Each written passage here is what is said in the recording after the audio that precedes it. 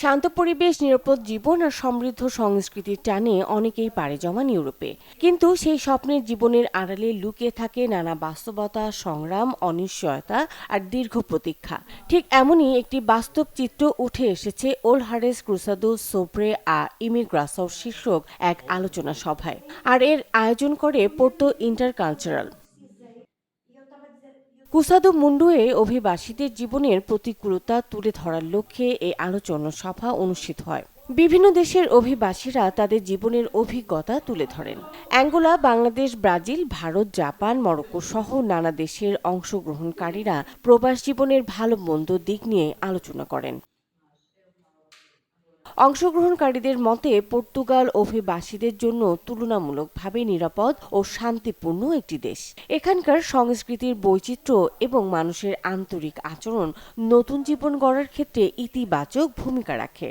Sempre convivia, mas eles também de uma maneira insultaram porque fui dar a cara, porque defendeste as pessoas, mas nunca senti isso, mas últimos 2 anos senti, mas mesmo assim, sabe que a todo lado mesmo no Bangladesh também há bom, há mau, e aqui também há, por isso não.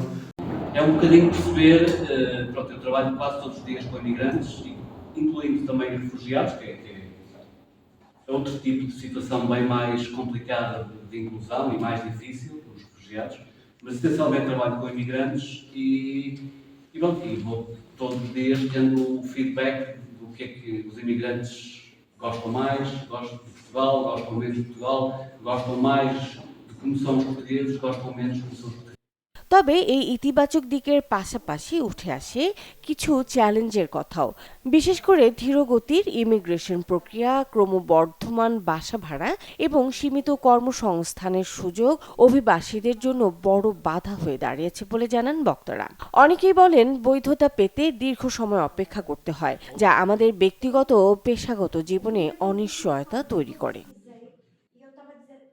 এই আলোচনায় যেন ভেসে উঠেছে প্রবাস জীবনের না বলা অনেক গল্প। ভিন্ন ভিন্ন দেশের মানুষের চোখে উঠে এসেছে বাস্তবতা, যেখানে ব্যক্তিগত অভিজ্ঞতার সাথে মিলেছে পুরো প্রবাস জীবনের আসল চিত্র। আয়োজকদের মতে এমন উদ্যোগ শুধু কথা বলার সুযোগই তৈরি করে না, বরং অভিবাসীদের কণ্ঠকে আরো জোরালো করে তোলে এবং সবার সামনে তুলে ধরে প্রবাস জীবনের আসল গল্প। Desk report, channel 24।